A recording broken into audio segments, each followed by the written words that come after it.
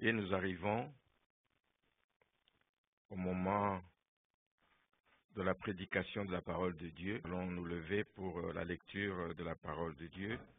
Ce matin, nous lisons un texte, celui que nous avons lu en terminant la prédication de dimanche dernier. C'est le texte de Romains 8, à partir du verset 33. Romains 8, nous avons terminé juste par la lecture de ce texte. Romains 8, de 33, je vais aller jusqu'au verset 39. Qui accusera les élus de Dieu? Qui? C'est Dieu qui justifie. Qui les condamnera? Christ est mort. Bien plus, il est ressuscité, il est à la droite de Dieu et il intercède pour nous. Qui nous séparera de l'amour de Christ? Sera-ce la tribulation, ou l'angoisse, ou la persécution, ou la faim, ou la nudité, ou le péril, ou l'épée? Selon qu'il est écrit, c'est à cause de toi qu'on nous met à mort tout le jour, qu'on nous regarde comme des brebis destinées à la boucherie. Mais dans toutes ces choses, nous sommes plus que vainqueurs par celui qui nous a aimés. Car j'ai l'assurance que ni la mort, ni la vie, ni les anges, ni les dominations, ni les choses présentes, ni les choses à venir, ni les puissances, ni la hauteur, ni la profondeur, ni aucune autre créature ne pourra nous séparer de l'amour de Dieu manifesté en Jésus-Christ, notre Seigneur. Amen. Amen. Vous pouvez vous asseoir.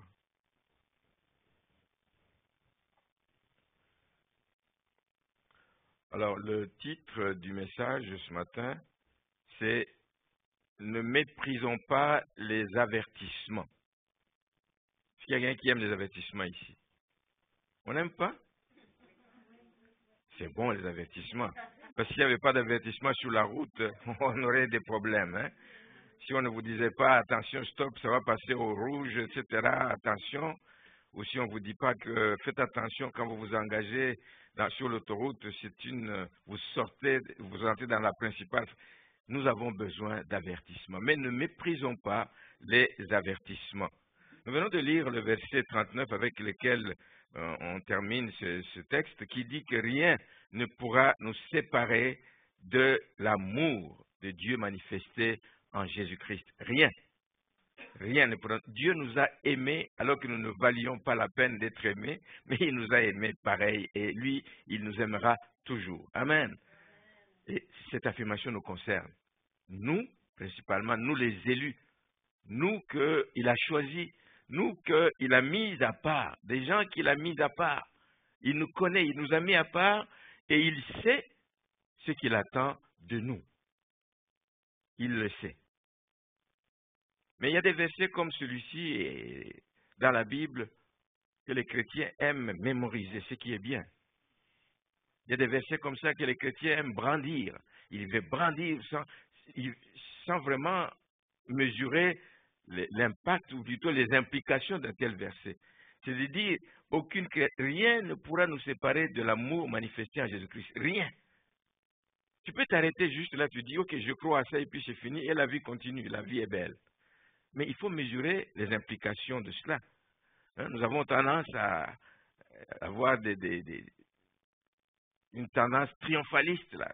Oui, je suis enfant de Dieu, rien ne m'arriverait, etc. Oui, c'est bien. Mais on oublie que l'amour de Dieu n'est pas un amour aveugle.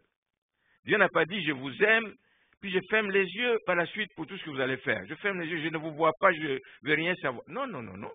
L'amour de Dieu n'est pas un amour aveugle. Parce que s'il était aveugle, tous seraient sauvés.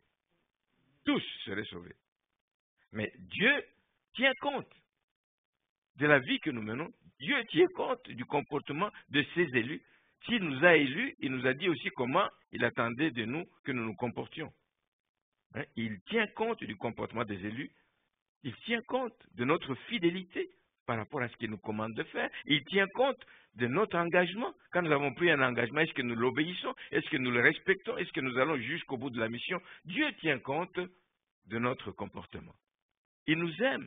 Il nous a aimés alors que nous avions un comportement tout croche, mais dès lors qu'il nous a aimés, il s'attend que des choses changent. Nous avons chanté un chant ici, transforme-moi, ou quelque chose comme ça. Oui, lui, il veut nous transformer pour que nous puissions avoir une stature différente de celle que nous avions avant, que nous puissions tendre à voir la stature de Jésus-Christ qui nous est donné comme exemple. Et nous l'avons souvent dit que les bénédictions de Dieu, les promesses de Dieu sont conditionnelles. Si vous faites ceci, alors je vais faire ça. Si vous faites ceci, si tu obéis, voici les conséquences qu'il va y avoir. Même pour être sauvé, c'est conditionnel. C'est conditionnel parce que sinon, comme je dis, tout le monde irait au ciel. Mais puisque pour être sauvé, il faut d'abord croire. Il faut se repentir. Il faut reconnaître son état de pécheur. Et ensuite, notre statut change parce que nous avons fait ce pas de repentance vis-à-vis de notre Seigneur. Il faut combattre. La Bible parle du bon combat de la foi si nous voulons achever la course et avoir la couronne. Il faut combattre. Jésus n'a pas dit vous aurez la couronne tout court, mais il faut combattre.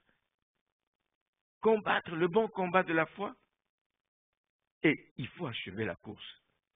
Il y a des choses que nous devons faire absolument pour pouvoir donc jouir de ces bénédictions que le Seigneur nous réserve. Il faut obéir, il faut observer ces commandements pour jouir des bénédictions que Dieu nous promet. Nous venons de passer 2 dimanches où nous parlons de l'efficacité du sang de Jésus-Christ et de l'impact extraordinaire que ce sang a eu, l'œuvre de la croix a eu dans la vie, dans ce monde et dans la vie de ceux qui connaissent, donc ont appris la bonne nouvelle. C'est un acte, je l'ai dit dimanche passé, c'est un acte unique. Trouvez-moi un autre acte, quelqu'un qui a fait comme Jésus a fait, il n'y en a pas eu et il n'y en aura jamais d'autre. Amen. C'était le prix de la croix, le prix du sang du Fils unique de Dieu qu'il fallait pour apaiser le courroux de Dieu. Quelqu'un d'autre peut se faire passer pour je suis le 2e fils de tel et puis non. Beaucoup de gens se sont flagellés, etc. Beaucoup de gens, et même en Amérique latine, on voit des gens qui se pendent sur la croix, qui se mettent des clous, patati patata, mais ça ne change absolument rien à la condition de personne. La personne se fait souffrir pour rien, aucun impact. C'est un acte unique, le sacrifice de Jésus à la croix. Unique. Ça nous parle d'un sauveur qui a donné sa vie pour des pécheurs, pour des gens qui ont mal agi vis-à-vis de Dieu, qui se sont mal comportés. Il a donné sa vie pour racheter ces pécheurs. Donc, j'insiste que ce n'est pas un acte que nous devons prendre à la légère. Le sacrifice de Jésus n'est pas à prendre à la légère. Il n'est pas question que l'on dise « Ok, je suis sauvé, let's go, je mène ma vie, je suis assuré de passer l'éternité avec Dieu, alors je peux vivre le reste de mes jours, je m'amuse, je mène la vie ici-bas comme je l'entends en attendant le retour de Jésus-Christ. » Il n'est pas question de ça. Il nous a sauvés, il nous a indiqué le chemin étroit par lequel il veut que nous marchions et il s'attend que nous marchions dans ce chemin étroit.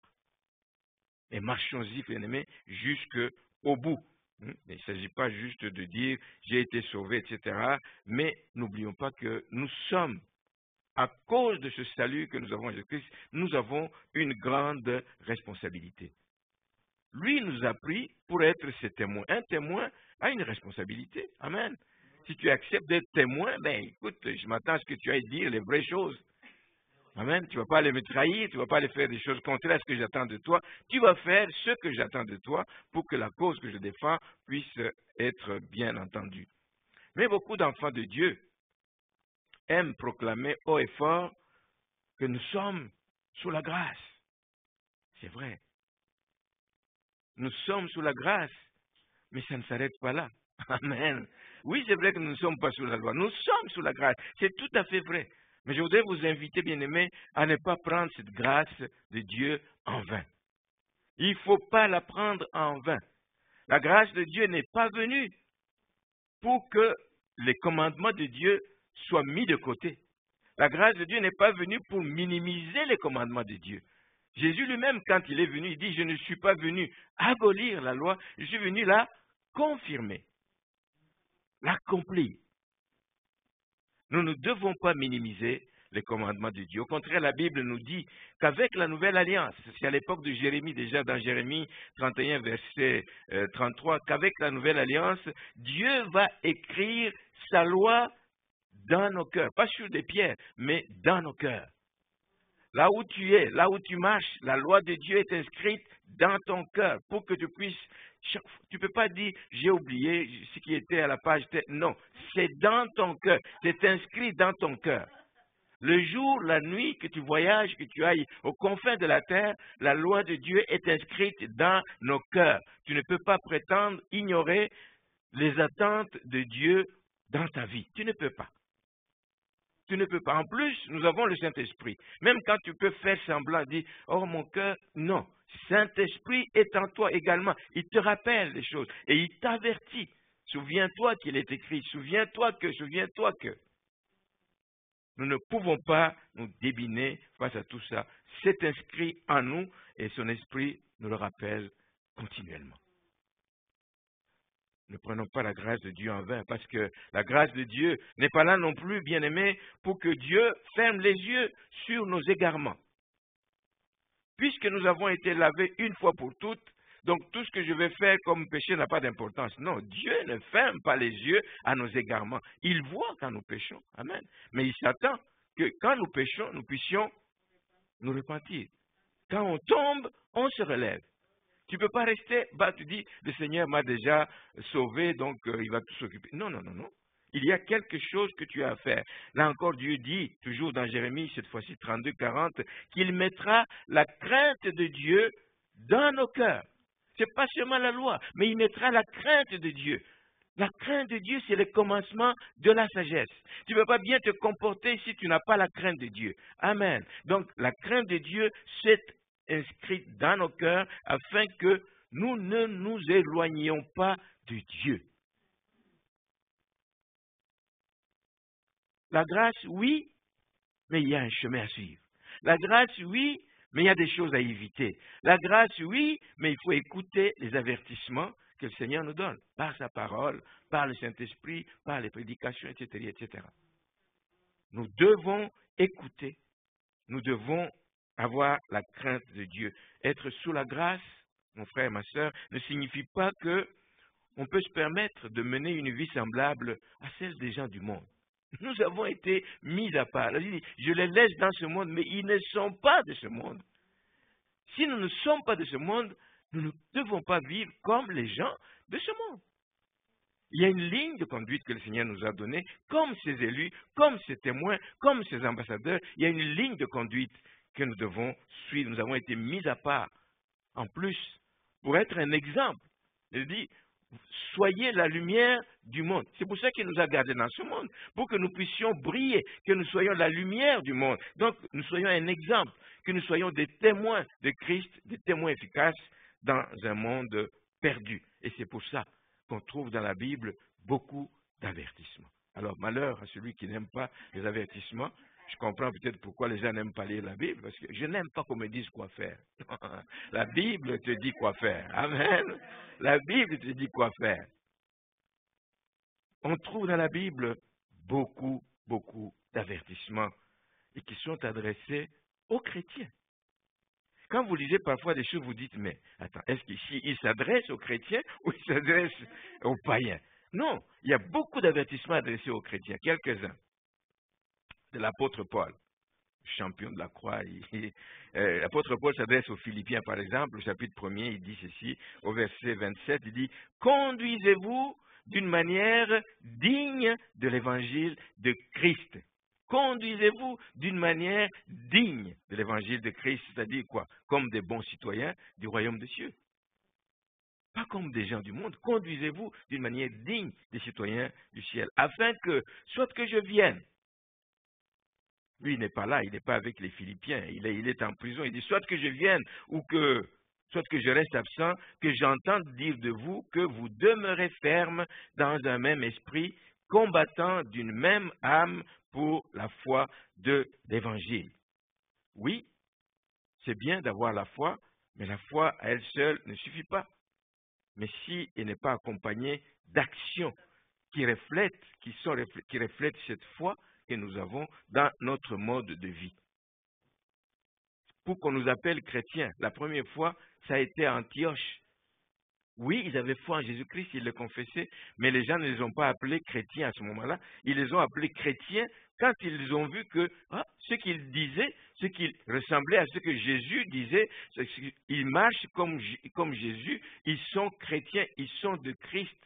Amen. Le monde a besoin de voir aussi dans notre attitude, dans notre comportement, que nous sommes de Christ. Nous ne le confessons pas juste, je crois en Jésus-Christ, je suis sauvé, etc. Mais tu vis tout à fait de manière qui ne cadre pas avec cette foi. Notre vie doit être cohérente. Il faut une cohérence, sinon ça n'a pas de sens. Il faut une cohérence entre notre foi et les exigences de la parole de Dieu. Et ça, c'est un effort que nous devons continuellement faire. Nous adapter, nous conformer à ce que les Écritures, la parole de Dieu nous demande de faire. Notre vie doit être cohérente. Et c'est comme ça que ceux qui nous observent, vous imaginez dans votre famille, il y a des gens peut-être qui ne sont pas vite venus au Seigneur à cause des attitudes que vous manifestez. Lui, il dit qu'il est chrétien, mais il ne pardonne pas. Il dit qu'il est chrétien, mais il n'a pas d'amour. Il dit qu'il est chrétien, mais il n'est pas capable de rendre service. Il dit qu'il est chrétien, mais il fait des choses contraires à ce qu'un chrétien doit faire. Nous devons être la lumière du monde, le ciel de la terre, pour que nous puissions donner le goût aux gens de suivre Christ. Alors, faisons des choses de manière à ce que les gens soient convaincus de notre sérieux avec le Seigneur, de notre sérieux et par rapport à notre foi surtout. Amen. C'est pour ça qu'à Antioche, on a dit, c'est ça, ce sont des chrétiens. Ils mettent en pratique ce que Christ enseigne, des chrétiens. Paul, quand il s'adresse aux Colossiens, au chapitre 1er toujours, et au verset 10, il leur dit de marcher. Il y a une marche chrétienne, de marcher d'une manière digne du Seigneur, qui honore le Seigneur, marcher d'une manière digne et de lui être entièrement agréable. Est-ce que nous le sommes toujours? Non, mais nous nous efforçons de lui être entièrement agréable. C'est un combat de tous les jours et de tous les instants. C'est un combat dans lequel nous sommes engagés, mais il faut que ce combat porte des fruits. Je ne peux pas dire je m'engage à être agréable à Dieu et je ne change absolument rien. Je n'accepte pas d'être transformé par la puissance de Dieu en moi. Je n'accepte pas de changer, de quitter mes mauvaises habitudes. Il y a un problème. Il les invite à marcher d'une manière digne du Seigneur, de lui être entièrement agréable, de porter des fruits en toutes sortes de bonnes œuvres et de croître, grandir, pas rester des bébés spirituels, de grandir par la connaissance de Dieu. Et ça exige évidemment qu'on se pose des questions chaque fois.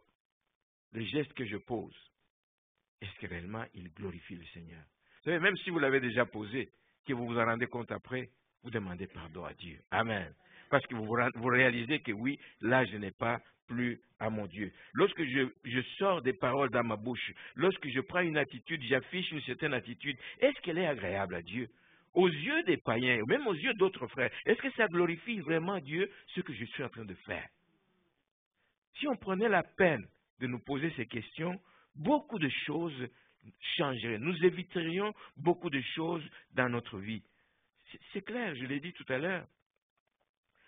Il n'y a personne qui peut prétendre marcher entièrement de façon agréable à Dieu. 24 sur 24, 365 jours par an, non. Il va arriver que nous tombions, bien-aimés. Il va arriver que nous tombions, mais il est là pour nous relever. Et il est important, évidemment, de continuer la course. Et il va le relever. Quand il voit notre attitude de cœur qui regrettons, nous regrettons ce que nous venons de faire, nous regrettons ce que nous venons de poser comme geste, mais il va donc nous relever et nous permettre de continuer la course. Je vais du côté de l'apôtre Pierre, de son côté s'adresse aux chrétiens, mais desquels chrétiens? Ce n'est pas une église en particulier, mais c'est des chrétiens qui avaient été dispersés. Vous savez, juste au lendemain de la Pentecôte, il y a eu persécution à Jérusalem. Alors des chrétiens sont dispersés partout, ils sont allés jusqu'en Asie. Et il leur a écrit ces épîtres, donc il leur dit, notamment dans 2 Pierre 3, au verset 17, il dit, vous donc bien-aimés, il les appelle bien-aimés parce que c'est des chrétiens, ils ont connu Christ, ils ont accepté Jésus-Christ comme Seigneur et Sauveur, il leur dit ceci, vous donc bien-aimés qui êtes avertis. Avertis de quoi? Avertis des dangers qui les guettent. Averti des choses à ne pas faire. Vous qui êtes avertis, alors dit, tenez-vous sur vos gardes. Un enfant de Dieu doit se tenir toujours sur ses gardes. Pourquoi? De peur qu'entraîné par l'égarement des impies, vous ne veniez à déchoir de votre fermeté. Vous avez bien commencé dans la fermeté et à cause de l'égarement des impies, à cause des influences, des mauvais enseignements, à cause des influences des personnes que l'on fréquente, on finit par déchoir de notre fermeté. On commence à laisser passer des choses, on dit, oh, le Seigneur sait. Non, mon frère, ma soeur. Demeurons fermes jusqu'au bout. Et il ajoute, comme Paul le dit aux autres, il dit, croissez dans la grâce, croissez, grandissez dans la grâce et dans la connaissance. Si vous grandissez dans la connaissance de Dieu, frères et sœurs, c'est que vous connaissez mieux Dieu. Mieux vous le connaissez, mieux vous allez aussi l'aimer. Et mieux vous le connaissez, mieux vous allez le servir. Mieux vous le connaissez, mieux vous voudrez lui faire plaisir, lui plaire à travers les attitudes de votre vie. Donc, c'est tellement important. Alors, la mention « prenez garde » ou « tenez-vous sur vos gardes », si vous cherchez dans la Bible, revient beaucoup de fois. Je me suis limité à la partie des épîtres. J'ai compté 18 fois, je peux m'être trompé, mais 18 fois, rien que dans les épîtres. 18 fois, on revient là-dessus. Tenez-vous sur vos gardes. Prenez garde, faites attention. Nous ne sommes pas encore chez nous, nous ne sommes pas encore au ciel. Nous sommes encore dans un monde où l'ennemi travaille. Nous sommes encore dans un monde où l'ennemi va nous tendre des pièges. Nous sommes encore dans un monde où l'ennemi veut nous détruire. Mais il n'est pas capable. Amen. Mais il va tout faire. Il va tout essayer. Il va nous faire peur. Et beaucoup ont lâché. Beaucoup ont eu peur. Ils ont lâché, oubliant que le Seigneur est avec eux. Amen. Et que le Seigneur est capable de les défendre. Donc, 18 fois. Alors, ce n'est pas des choses anodines, des choses à prendre à la légère. S'il y a autant d'avertissements, c'est parce qu'il y a véritablement un danger qui nous guette pendant notre marche ici-bas. Nous, chrétiens, je parle. Il y a un véritable danger. Ces mises en garde ne sont pas pour rien, ils sont là pour notre bien. Je l'ai dit tout à l'heure, c'est comme des garde-fous. Mises en garde. C'est des garde-fous pour nous empêcher de sortir de ce chemin étroit, pour éviter de nous écarter de ce chemin, pour éviter que nous puissions marcher vaille que vaille, mais au contraire qui nous invite à marcher depuis que nous l'avons connu comme Seigneur et Sauveur, de marcher dans le chemin qui nous indique. Et ça, c'est un choix qui nous revient. Personne, même Paul, il n'est jamais allé tordre les bras de quelqu'un. Paul parlait, Pierre parlait, les apôtres ont parlé, ils ont exhorté, ils ont enseigné, mais c'est la responsabilité de chacun. C'est un choix, c'est une décision que nous prenons. Nous avons pris la décision de le suivre, mais prenons aussi la décision de lui plaire. Prenons aussi la décision de l'honorer, de le servir par notre vie, la vie que nous menons. C'est un choix qui nous revient, si bien que personne ne trouvera jamais des excuses pour dire qu'il n'a pas été averti. Non. Je dis, nous sommes avertis par la parole de Dieu, nous sommes avertis par la voix, cette petite voix intérieure du Saint-Esprit, la voix de notre conscience. Il nous parle de l'intérieur et nous avertit des dangers. C'est quelque chose qui est inscrit au plus profond de notre être. Il n'y a pas d'excuse, frères et sœurs, pour dire « je n'ai pas été averti ». Nous sommes avertis et ne faisons simplement pas la sourde oreille. Ne faisons pas la sourde oreille à ce que la voix de Dieu nous commande de faire, à ce que la voix de Dieu nous appelle à faire, à ce que la voix de Dieu nous rappelle. Nous l'avons lu, nous l'avons déjà entendu, mais la répétition, la voix de Dieu nous le rappelle continuellement. Savez-vous qu'il y a des gens qui prennent Dieu comme un grand-père? J'aime prendre cet exemple. Il y a des gens qui considèrent Dieu comme un grand-père. C'est le grand-père il est cool hein, avec ses petits-enfants.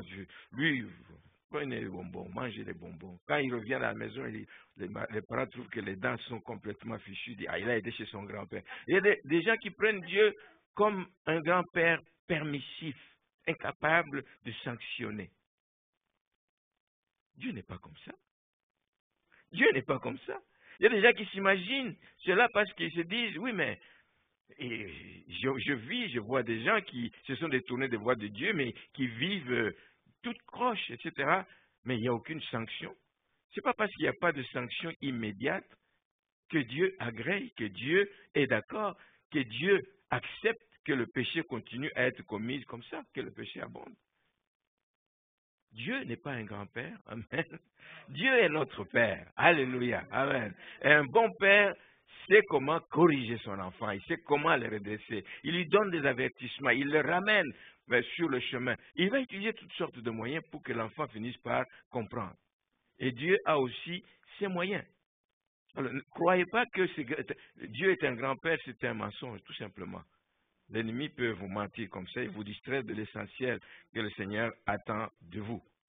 Oui, c'est vrai que Dieu, aujourd'hui, il ne frappe pas comme à l'époque. Souvenez-vous, au début de l'Église primitive, quand du temps d'Ananias et Saphira, là, c'était, paf, tu mens, ils sont tombés morts tout de suite, etc. Oui, Dieu ne le fait peut-être pas comme ça aujourd'hui, mais ça n'empêche pas qu'il le fasse. Amen. Ça n'empêche pas qu'il le fasse. Et la Bible dit, dans le texte de l'apôtre Pierre, il écrit dans 2 Pierre 3, au verset 9, il dit que le Seigneur ne tarde pas dans l'accomplissement de sa promesse. La promesse, c'est laquelle ici il parle de son retour, comme quelques-uns le croient. Il tarde, et puis on se moque déjà. Ah, vous attendez depuis des années, vous attendez. Non, non, non. Mais il va revenir. Mais il use de patience. Il use de patience envers vous. Il s'adresse à qui? Il s'adresse aux élus. Il use de patience envers vous. Vous qui avez été choisis. Il use de patience ne voulant qu'aucun périsse, mais voulant que tous arrivent à la repentance. Mais notre Dieu, comme un bon père, sait comment nous corriger. Il sait comment nous ramener à la raison.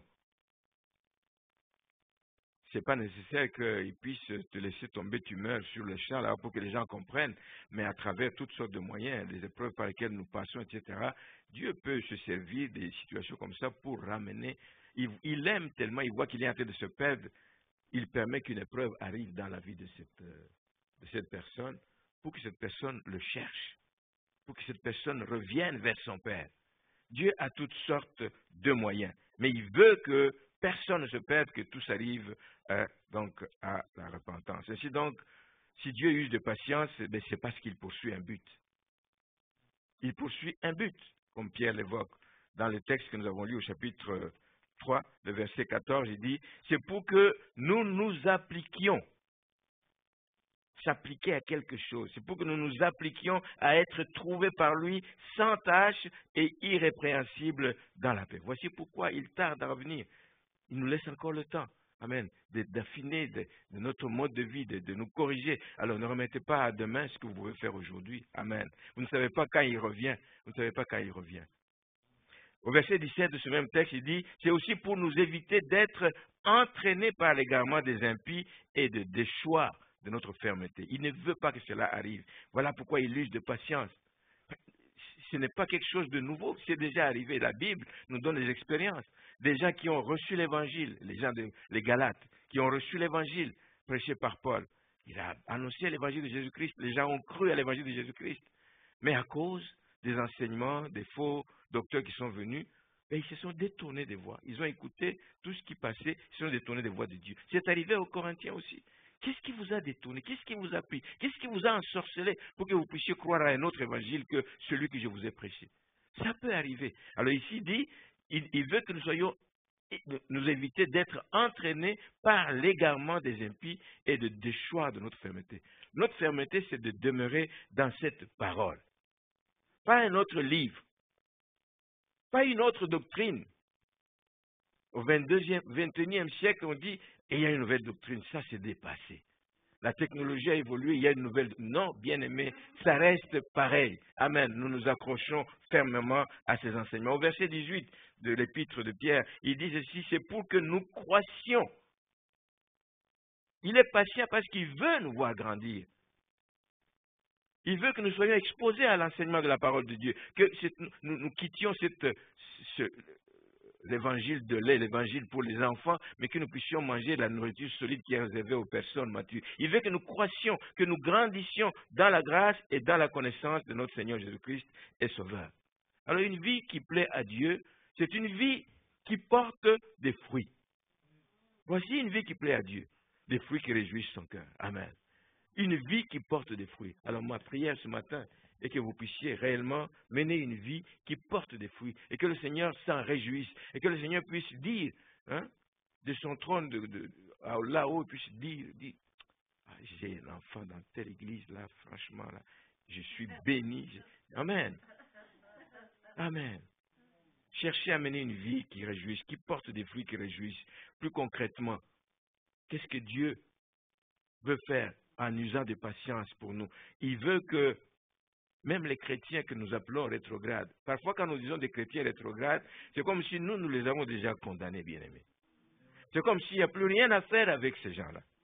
Mais il est patient encore aujourd'hui pour que ces rétrogrades se relèvent de leur chute, pour que ces rétrogrades reprennent la course, que nous puissions aller vers la couronne qui nous attend. Alors s'il y a quelque chose que tu peux faire, tu connais un frère, une sœur rétrograde, ne te décourage pas. Oui, continue à prier, mais continue à lui parler. Ne tarde pas, ne remets pas à demain. Continue à aller vers la personne, apporte-lui le secours qu'il faut. Vous ne savez pas quel jour, dans quelles circonstances, il va accepter de tomber de nouveau aux pieds du Maître. Le Seigneur use de patience pour que ces gens reviennent. Le Seigneur use de patience pour que ceux qui sont encore faibles dans la vie de l'Église, il y a des forts, il y a des faibles. Pour que les faibles arrivent à marcher dans la victoire de Jésus. Il y a la victoire, nous avons chanté, il y a la victoire dans le sang de Jésus-Christ. Nous devons marcher dans la victoire parce que nous savons, nous ne pouvons pas continuer à être faibles. Oh non, je n'en peux plus. Non. Dans le sang de Jésus, nous avons la victoire. Amen. Nous le chantons, nous l'avons chanté très fort, mais il faut le croire. Et il faut aussi marcher dans ce voies. Pour que les faibles arrivent à marcher dans la victoire de Jésus-Christ, et j'ajoute quelque chose qu'on n'aime pas souvent entendre, et que leur nom ne soit pas effacé du livre de vie. Ah oui, il est patient, il use de patience. Est-ce qu'il y a un nom qui peut être effacé? Oui. Oui. Amen. Le Seigneur le dit dans le livre de l'Apocalypse.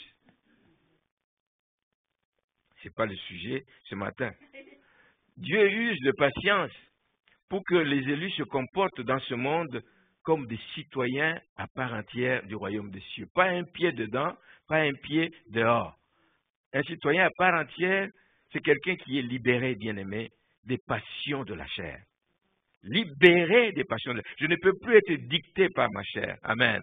J'ai le pouvoir, amen, de commander à ce corps. J'ai le pouvoir qu'il obéisse. Déjà, on commande à son âme, en fortiori, on peut discipliner son corps. Un enfant, un citoyen du royaume est libéré des passions de la chair. Nous devons être libérés de l'amour du monde. N'aimez pas le monde, ni ce qu'il y a dedans. N'aimez pas le monde. Nous avons notre patrie qui nous attend. Préparons-nous à y aller et que nous puissions donc jouir de ce que le Seigneur est allé préparer pour nous. Le Seigneur est patient parce qu'il veut nous éviter des négligences. Parfois, on est négligent. Parfois, on est distrait par des choses. Pourtant, nous savons que Jésus revient bientôt. Alors, il veut nous éviter ça, c'est pour ça qu'il est encore patient. Que nous ne tombions pas dans le coup de ces vierges, les vierges folles, dont la Bible parle. Toutes savaient que l'époux était pour venir, mais toutes ont attendu, à un moment donné, elles étaient fatiguées, se sont assoupies. Mais la différence entre ces vierges folles et les vierges sages, c'est que les vierges sages, elles se sont préparées. Peu importe l'heure qui va arriver, je serai prêt à aller à sa rencontre. Et se préparer, c'est mettre de l'huile dans ma lampe. Mettre de l'huile dans ma lampe. Donc, veillez à ce qu'il y ait de l'huile dans votre lampe. Amen. Que le Saint-Esprit soit celui qui vous amène à marcher dans les voies du Seigneur. Amen. Qu'il y ait de l'huile dans votre lampe. Amen. Et ils étaient mal préparés. Eh bien, il est arrivé ce qui est arrivé. Nous, Dieu use de patience pour que nous puissions aussi libérer les gens que nous gardons captifs. Savez-vous qu'il y a des gens que nous gardons captifs? Vous allez me dire, comment ça? Moi, je parle de... Oui, il y a des gens qui sont prisonniers parce que vous ne pardonnez pas. Quelqu'un que vous ne pardonnez pas, vous le gardez prisonnier. Le pasteur disait, vous l'attachez à votre chaise. Libérez ces gens, amen. Pardonnez-les et puis libérez-les, amen. Nous avons été libérés parce que Dieu nous a pardonnés. Vous aussi libérez les gens et pardonnez les gens. Nous gardons des gens captifs. Il y a des familles qui sont divisées parce qu'on ne veut pas accorder le pardon. Il y a des familles qui s'entredéchirent parce qu'on ne veut pas accorder le pardon. Et vous savez, tant que vous n'avez pas accordé le pardon, vous ne serez jamais tranquille. Les gens se trompent. Ah, moi, je n'ai pas de problème, je suis en paix, je dors en paix. Non. La conscience de l'être humain va te réveiller en pleine nuit, etc. Dit, telle personne, tu n'as pas réglé avec cette personne. Et Dieu veut que nous puissions être en paix avec tous les hommes. Parce que si vous ne le faites pas, n'oubliez pas qu'il y a l'ennemi qui rôde. Hein. Il sait dans quel état vous êtes, il peut vous pousser. Il peut vous pousser à faire le pire, hein, à faire un geste que vous allez regretter, mais vous l'aurez déjà posé. Donc, pardonnons, libérons des gens. Voilà pourquoi Dieu use encore de patience. Le Seigneur veut de nous que nous puissions avoir l'amour les uns envers les autres, les uns pour les autres, que nous puissions avoir la miséricorde, que nous puissions les exercer, que nous puissions avoir la compassion les uns envers les autres, que nous soyons tout simplement des artisans de paix. Ce monde, on dit, on cherche la paix, on va dans les réunions à l'ONU, mais nulle part. Je connais un pays où l'ONU est là depuis 25 ans. C'est 25 ans ou c'est combien? Plus de 25 ans. Nadine, c'est combien d'années? C'est plus de 25 ans. Mais il n'y a pas de paix dans ce pays. 20 000 personnes dans un petit coin du pays, ils n'arrivent pas à faire régner la paix. Mais nous pouvons être des artisans de paix. Nous. Sans les armes, sans les munitions des autres, mais nous avons des armes spirituelles qui sont bien plus puissantes. Alléluia.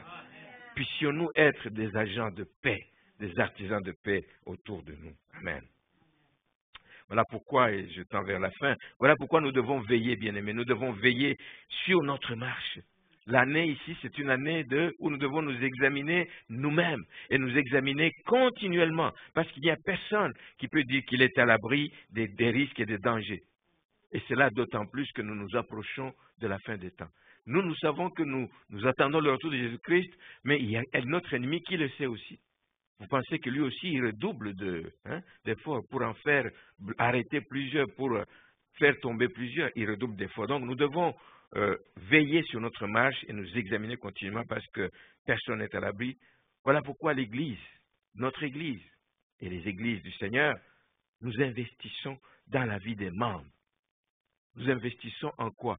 Pas en achetant des vêtements. Nous investissons dans la vie de ceux qui nous suivent. Quand Nicole met ses enseignements sur Internet, vous ne savez pas la portée que cela peut avoir. Vous ne savez pas qui a écouté un message, vous ne savez pas ce que ce message a fait, vous ne savez pas à qui un message a parlé, vous ne le saurez peut-être jamais, sauf quand nous serons au ciel. Le Seigneur nous dira, lui là, il a été sauvé parce que tel jour tu as prêché sur tel message. Mais toi tu ne l'as pas su. Nous investissons à travers les exhortations, à travers les prédications, à travers les capsules qu'il y a sur notre site Internet. C'est dommage qu'on n'ait jamais pu savoir combien de personnes consultent ces capsules, comme nous voyons les gens qui écoutent nos messages, etc. Et encore que là aussi, je ne sais pas ce que Facebook et YouTube font pour le moment, mais c'est comme s'ils bloquent. C'est pas normal que des prédications, à un moment donné, il y avait une audience qui passait de 800 000 et plus, et du jour au lendemain, c'est limité. Vous voyez, ça ne dépasse jamais le chiffre 30. 30. Des fois, sur YouTube, ça monte à 70, à 100, mais allez sur Facebook, c'est 30. 31, 30. 31, 30. Je ne sais pas ce qu'ils font. Écoutez, moi, je me suis dit, je n'ai pas de temps, j'allais dire, à perdre. Aller me battre, trouver des formules ici et là. Si quelqu'un connaît la formule, qu'il me dise, etc., pour débloquer. Mais ce n'est pas normal. J'ai vu ça du jour au lendemain. De 1000 à 30, et puis c'est resté comme ça. Ça ne dépasse jamais cette audience. Alors, mais nous investissons, bien aimés. Nous investissons. Tu me diras ça à la fin. Amen. Donc il y a des gens qui nous suivent aussi, il y a des gens qui en bénéficient, et nous le faisons pour amener des chrétiens à être stables. Être stables. Pas aujourd'hui, je suis chrétien, demain je suis dans le monde, puis quand ça va mal, je vais chercher le Seigneur. Non, non, non, non. Être stable. Je suis enfant de Dieu, je marche comme un enfant de Dieu, je sers comme un enfant de Dieu, je me comporte dans la société comme un enfant de Dieu, et le monde a besoin de savoir que je suis un enfant de Dieu. Amen. Être stable, arriver à maturité, c'est à travers toutes ces exhortations. C'est une maturité qu'on ne va pas mesurer parce que j'ai été sauvé en 1925. Non. La maturité se voit pas au nombre d'années qu'on est dans le Seigneur, mais la maturité se voit à notre degré d'obéissance. Bien aimé, l'obéissance aux avertissements, à la parole, l'obéissance vaut mieux que les sacrifices. Parce qu'il y a des conséquences lorsqu'on n'obéit pas. La désobéissance, là, nous entraîne des problèmes et faites attention de ne pas vous y plaire. Alors, ne soyons pas, comme Jacques dit dans le chapitre 1er de son épître, au verset 22, il dit « Mettez en pratique la parole et ne vous bornez pas à l'écouter. » Nous investissons pour qu'on se soit mis sur le site. C'est bien que les gens écoutent, mais s'ils ne mettent pas la parole en pratique, ça n'avance pas plus. Amen. Donc c'est en vous trompant vous-même par de faux raisonnements. Mais car si quelqu'un écoute la parole et ne la met pas en pratique, il est semblable à un homme qui regarde dans un miroir son visage naturel, tel qu'il est, et qui, après s'être regardé, s'en va et oublie aussitôt comme il était. Tu reviens de l'église, on vient de prêcher sur un sujet, tu sais que tu es concerné, mais tu parles comme si tu n'as rien entendu. C'est ça que Jacques est en train de dire ici.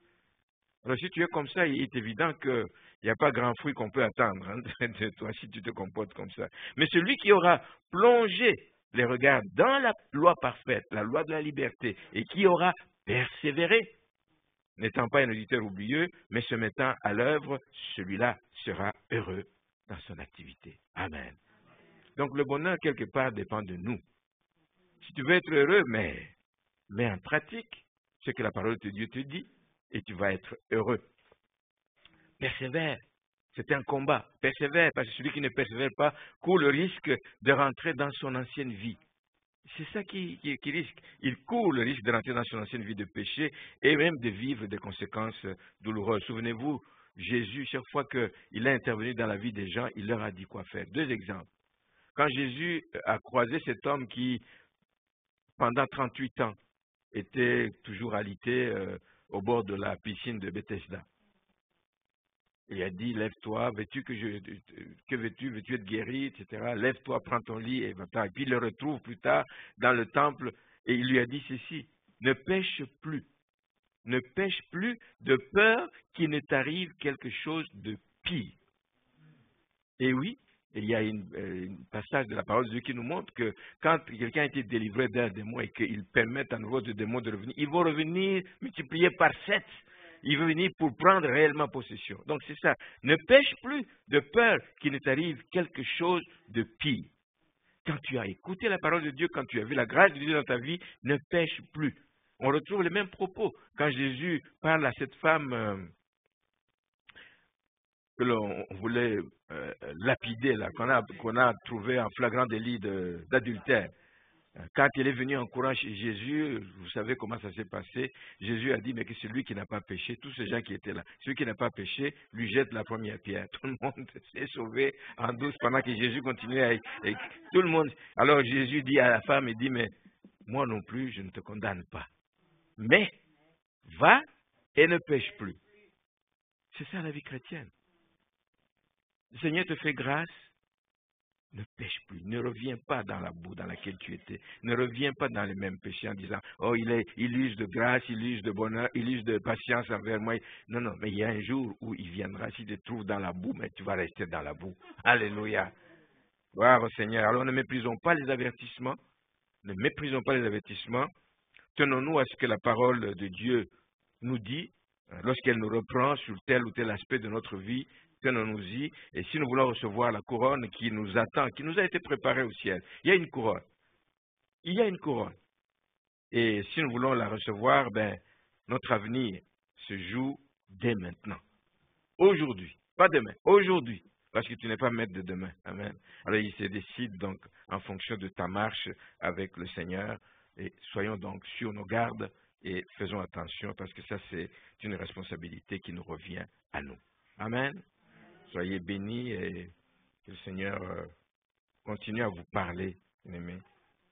Oui, nous avons été sauvés. Oui, Jésus a fait de grandes choses, mais nous avons notre part de responsabilité pour continuer à honorer ce Jésus qui nous a sauvés, pour continuer à faire connaître son nom donc à ceux qui ne le connaissent pas encore. Et nous le ferons pas juste en distribuant des traités ou en parlant, prêchant à gauche, à droite, mais nous le ferons juste par notre vie, la vie que nous menons. Ça peut parler aux gens. Et ça, c'est notre responsabilité. Prions le Seigneur.